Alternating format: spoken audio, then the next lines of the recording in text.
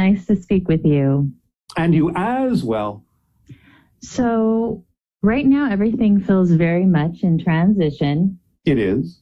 And one of the things that is ahead of me is it seems like my dad is going to be transitioning soon. All right. Spirit. So it seems like he's going to be transitioning to spirit soon. And I'm just trying to be there for him as best as I can. Yeah. And well, what else do you need to do? I keep on feeling like I need to do something else, but... Such as? Well, I've been, I feel like health-wise, I wish I could have done more for him because do not wallow in regret. Okay. Otherwise, you are of no help.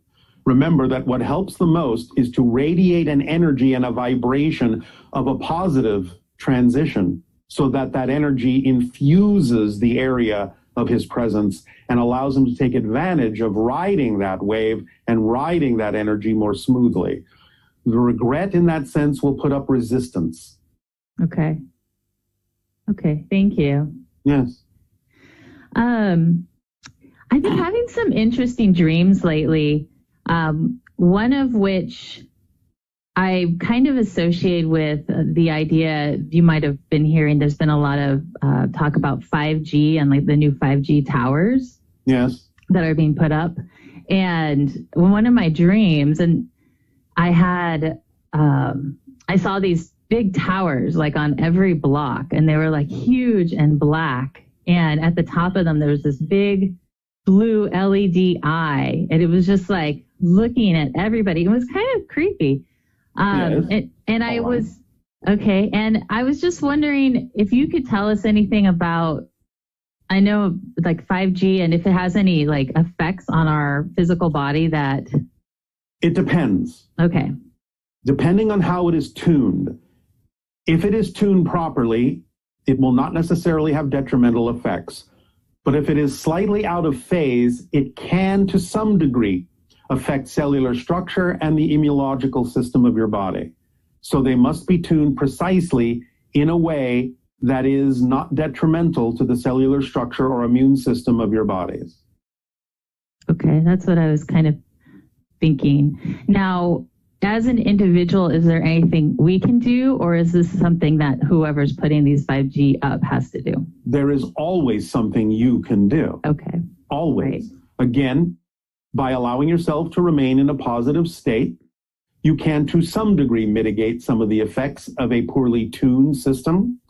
But again, the idea is you can also interact with those individuals who may be more directly involved with the creation of the technology in order to explore what can be done and share information in a way that will allow you to feel more participatory in what's going on, and may even change the minds of some of the individuals working on the technology for how they can make sure that it is more precisely tuned to the biomagnetic energy and fields of physical humanity and biological forms on your planet so as not to be detrimental.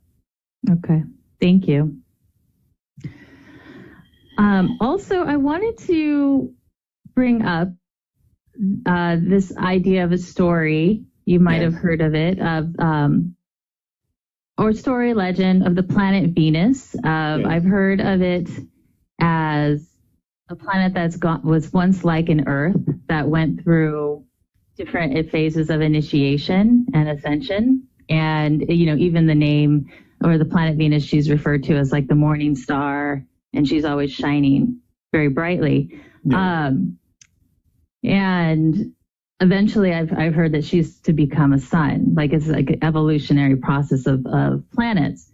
It is not meant in the sense of literal physicalness.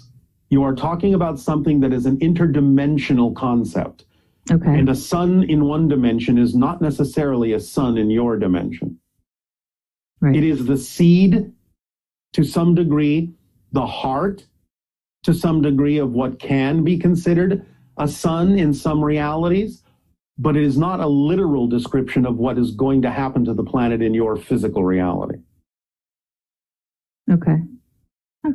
Thank you. I just wanted to kind of get a feel on that because it popped into my head, and then I had a dream about it a couple nights ago. I noticed my dreams have been becoming more and more active lately. Right. Yeah. This may be the result to some degree, again, of breaking down the barriers between one physical reality and parallel realities that will allow them to overlap and allow you to have a more lucid adventure on that realm. Okay. Thank you. Yeah. All right. And then I was wondering if you could talk about the Sh Andia at all, and kind of where they are at with connecting with us and interacting with us in this timeline. They are observing and participating in what is going on now as you all pass through what we are calling the eye of the needle and this transitional pivot point, and how you come out the other side, all of you, will determine the efficacy with which they can maybe continue to communicate and connect with many of you toward the idea of future contact, but also recognizing that some individuals will pass through the eye of the needle in a way where contact may actually be less probable. So they are watching and observing what is going on in this pivotal point as you all pass through what we call the eye of the needle.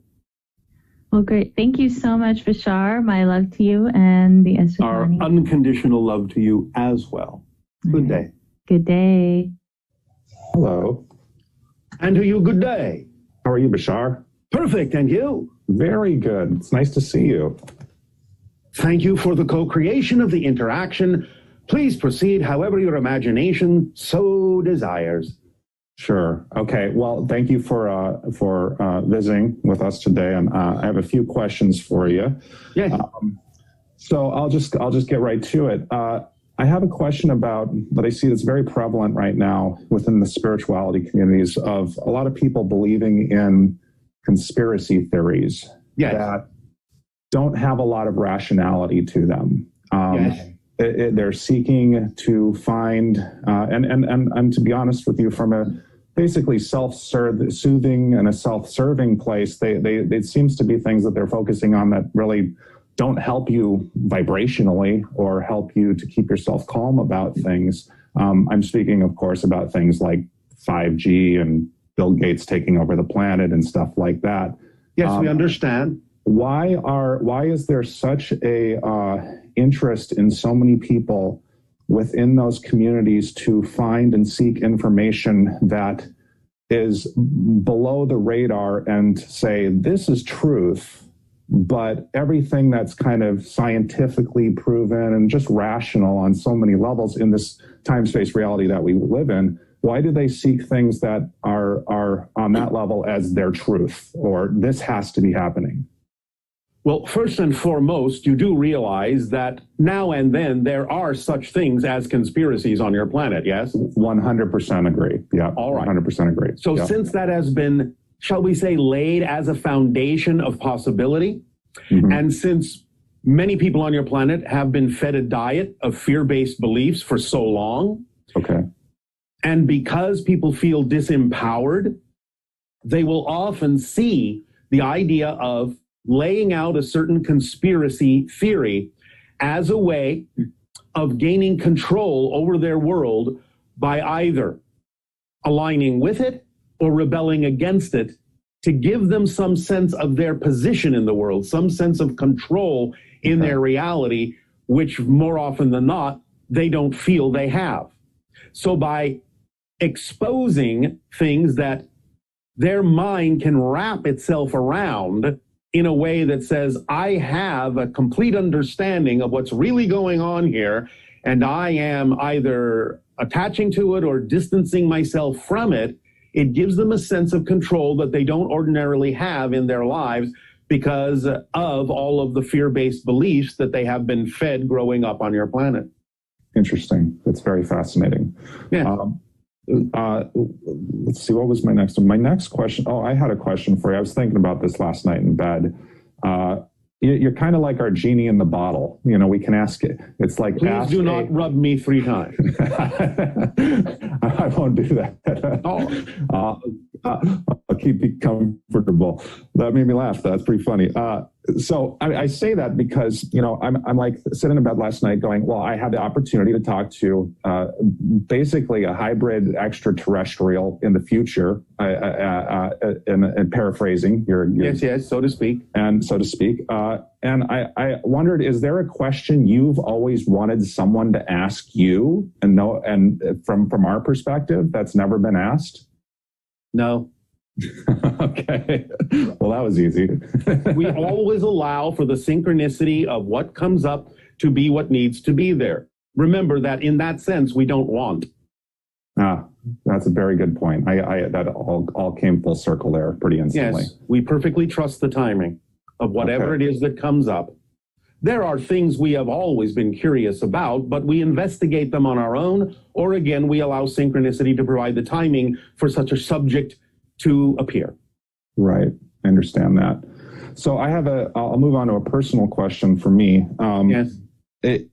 I've been involved as a journalist of sorts, a documentarian of the spiritual community. I've been blessed to be able to work with some people who are very well respected, very well followed. And as of a couple of years, I've been deeply involved in the community. And as of a couple of years ago, I kind of had, I wouldn't say a falling out. I don't know a better word to say it. It was kind of just an ending of the energy. I kind of saw things getting toxic in the communities, and it just did not. Anyway, things ended in many ways, and a lot of friends transitioned. Things transitioned. A lot of friendships ended and stuff. I personally had a pretty difficult time with it over time, trying to navigate this, because it's one thing when, you see, I got into this community early on for my own spiritual interest and involvement, and got into meditating. And is that then what you take from it and what you will continue doing, having thus then served its purpose? I feel that gets at my question right now. Over the past year or so, or a couple of years since all this has gone down, I have a real hard time connecting from a meditational standpoint. I used to meditate and connect really deeply, like soul of the universe, travel in the cosmos type meditations. Yes. And these days, it's very hard for me to connect on that same level. I do make the efforts to do so, but I also see the whole community from a whole different perspective. I see that all this stuff works, obviously, but I don't, run around. So why would you continue to assume that a technique that used to work for who you used to be would still work for who you are now? That's a good point. If you have changed, if you have absorbed what you needed to absorb from your experiences, then the idea is that you are a different person who will now do things in a different way that actually is more in alignment with who you truly are. So the question is, are you applying the ideas that you have learned more outwardly in the physical world, or simply insisting on using the same old permission slips that are no longer necessarily relevant for who you are? Well, where I'm at these days, this is where I come out with it. I'm at a place where I'm, of course, I'm a very creative person. I'm a very artistic person. I, of course, delve myself into my arts and my creativity, because that is my deepest connection. So I guess that's my answer right there. So can I then not say, is that not enough? Is that not your new meditation? Yeah, that's very true. I understand what you're saying. I think on some level, I feel, you're bringing up some very good questions. I think on some level, I kind of miss that, being able to tap in that deeply and feel that release and that relief. Oh, but you will, if you understand that the new way of doing things will also take you there, but it will be a different experience. You may be just as deep, but it won't necessarily feel exactly the same, because you're not the same person. So it will take you deeply, but it will take you deeply in a new way for the new person you are. You have to let go of the older definitions of what you think it's supposed to look like when it's working, and let it work in the new way that is representative of all that you have become. I understand that. I mean, I play music. I've always played music. It's one of my, and I tap in very clearly there. And I guess I you just made something that's very obvious, very clear. So I appreciate that. Don't look at this as a wall. Look at it as an arrow pointing in a new direction. If what used to work doesn't work, that's your first clue that something else needs to work that's more representative of your true passion and your application of your passion in your world. Okay. You're transitioning into a new way of doing things as a new person. This is natural and normal and will continue to evolve in a variety of ways. You have to let go of the anchors that hold you to the past and assume that there are things now pulling you toward your future. Okay. Yeah. Yes, I completely Does that help? agree. That helps greatly. All right. If I could ask one more thing, at least, with this event, with the current COVID-19 pandemic, fear and everything that's going on the planet right now. Yeah. Years from now, 5 years from now, what will be coming of all of this? I do see Mother Nature trying to heal. I see it as a teaching mechanism greatly right now. Yes, I do see it as that's one of the things you are learning, as we have said recently in the transmission called the Eye of the Needle. It's an opportunity to strip away all those things that are no longer relevant for the new realities that you prefer, so that when you go through the eye of the needle, having streamlined yourself down by letting go of bags that won't fit through that narrow passage, then on the other side, you have much more opportunity to accelerate yourself and allow the idea of experience of the reality that you prefer more and more and more every single day. So this is an opportunity to change yourself in ways that will make the new realities that you prefer to experience more available, more accessible to you on the other side of this passage.